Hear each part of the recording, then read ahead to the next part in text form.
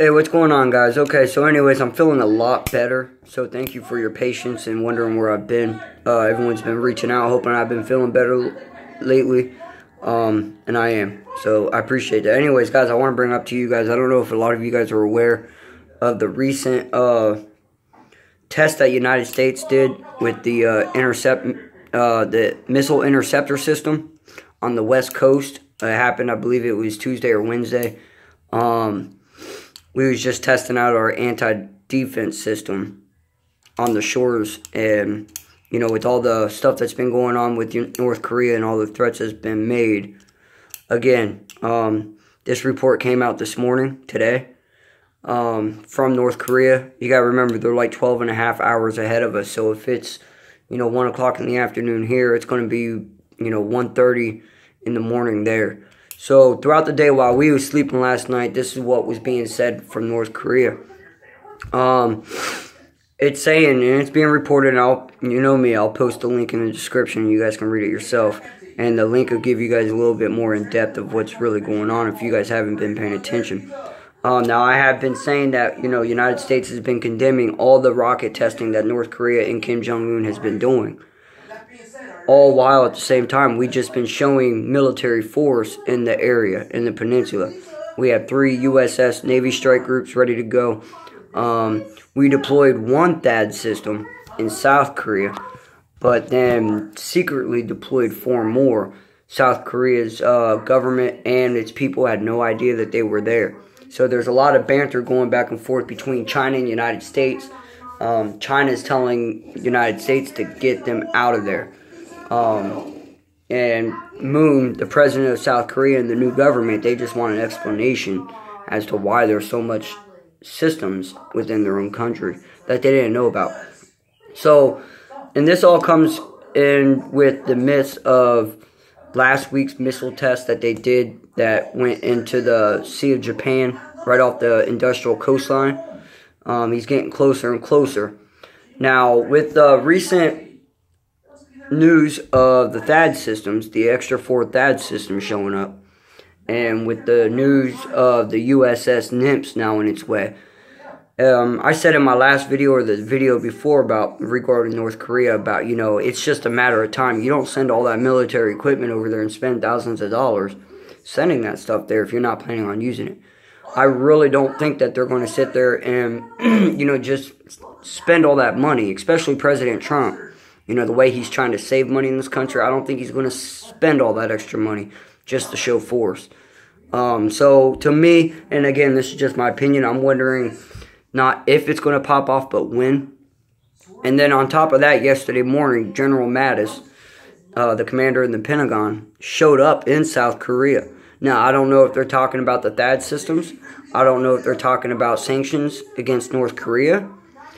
But, again, like I said, I mean, we're in a time period over there, guys, where we just don't know what's going to happen. And either way, it's, you know, either we're just going to sit idly by and just mind our business and let him keep doing it, or if they're actually going to do a preemptive strike.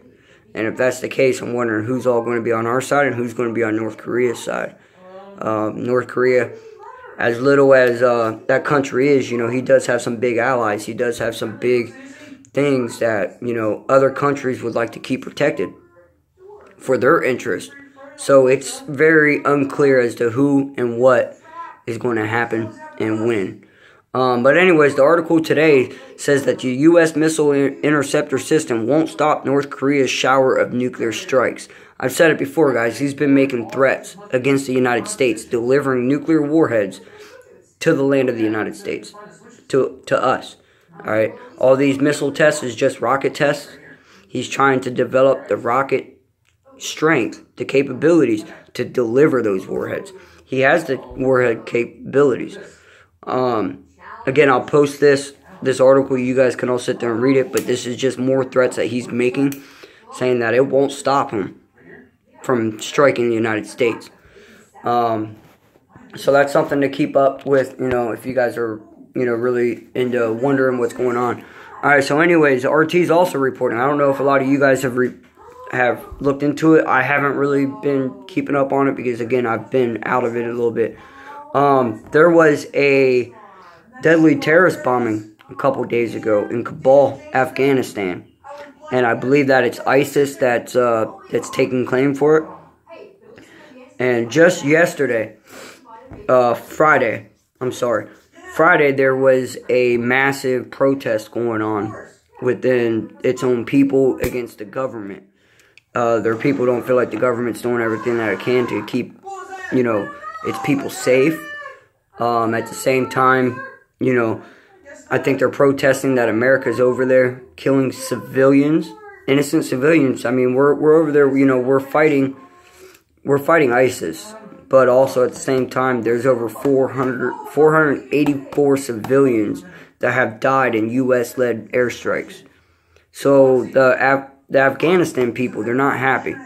So what happened in Kabul was there was a protest Friday. 5 people were killed in this clash between the protesters. It started off as a protest and turned into a riot against the police. One of the people that died, his name is, let me find it here, I wrote it down.